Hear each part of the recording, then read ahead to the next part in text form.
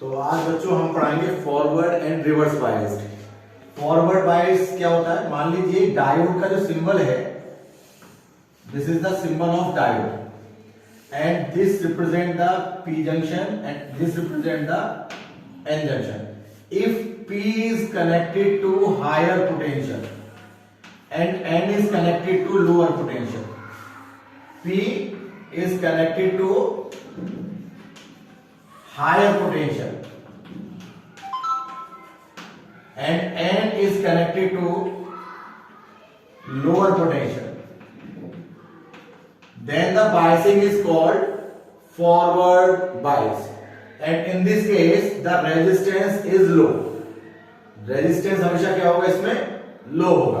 मान लीजिए आपसे बोर्ड में आता है, ये 5 ही ऑप्शन आएंगे जो है, या तो आएगा -5 -12 वोल्ट। तो देखिए -5 जो है वो बड़ा है और -12 छोटा है, तो इस कंडीशन में ये आपका कहलाएगा फॉरवर्ड बायस। बुक्स में लिखा हुआ है बहुत सी बुक में कि P is connected to positive, N is connected to negative. तो ये चीज यहां फेल हो रही है क्योंकि यहां तो दोनों ही नेगेटिव है। तो इस कंडीशन में ये डाउट करेगा, इसलिए इसी को याद रखिए, P is connected to higher potential, N is connected to lower potential.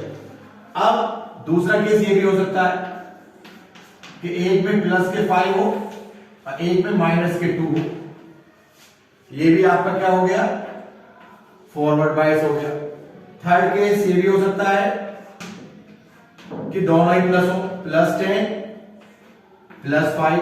तो देखिए तीनों ही केस में N जो है वो लोअर पोटेंशियल से कनेक्ट है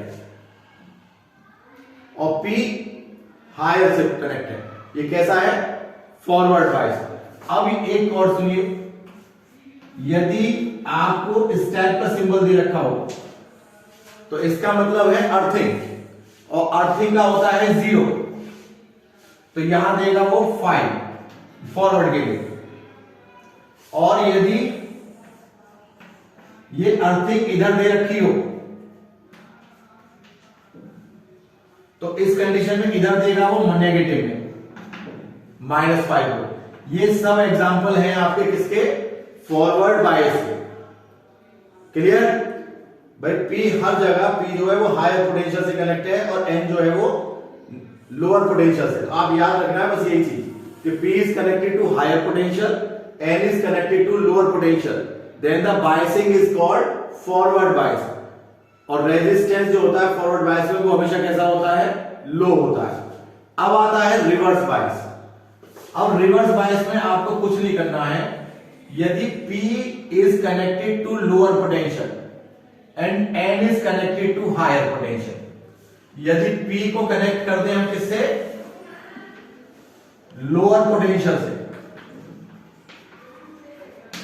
और N को कनेक्ट कर दें हायर पोटेंशियल से, तो आपका बायसिंग हो जाएगी रिवर्स।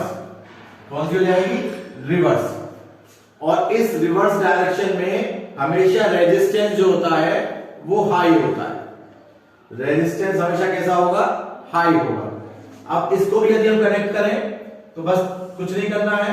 मान लीजिए मैंने इसे प्लस कर दिया, तो देखो P is connected to minus के मैंने कर दिया 15, तो माइनस के 15 और -12, तो -12 इज ग्रेटर देन -15, तो यानी P is connected to lower potential, N is connected to higher potential. Biasing कैसी हो गई? रिवर्स। सेम यही केस यहां कर लीजिए। मान लीजिए हम प्लस की जगह माइनस कर लेते हैं, तो -5 इज लेस देन -2, तो P is connected to lower potential, N is connected to higher potential. Biasing is reverse. And for this case इसको भी माइनस कर लेते हैं। देखिए -10 वोल्ट प्लस के 5 वोल्ट, तो यहां भी P लोअर से कनेक्ट है, N हायर से कनेक्ट है। बायसिंग यहां भी रिवर्स। इस वाली कंडीशन में -5 इधर कर लिया मैंने, 0 वही रहने दिया अर्थिंग वाला। तो देखिए P कनेक्टेड है लोअर पोटेंशियल से और N कनेक्टेड है हायर से। बायसिंग हो गई रिवर्स। और इस वाले केस में आप इसको प्लस कर लीजिए, तो ये वही हो गया P connected to lower N connected to higher. या तो इस तरह के डायग्राम आएंगे कि बताइए कौन सी बायसिंग है, तो आप इसको पता लगा सकते हैं। अब एक इस पे क्वेश्चन किस तरीके से बन सकता है बोर्ड में, कि मान लीजिए आपसे कहा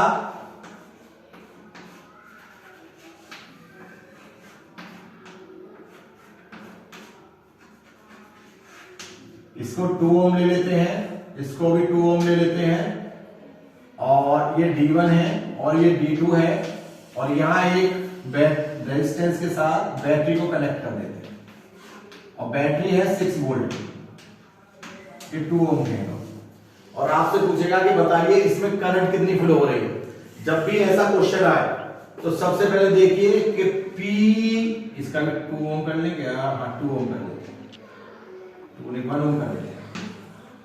अब देखिए P कनेक्टेड है हायर से, ये वाला D1 का, P कनेक्टेड है हायर का D1 के लिए, और P कनेक्टेड है लोअर का किसके लिए, D2 के लिए। तो इस वाले केस में इसमें तो रेजिस्टेंस हाई हो गया, तो इसमें तो करंट फ्लो नहीं होगी क्योंकि रिवर्स बायस है। तो इसको आप क्या कर देंगे, इग्नोर कर दिए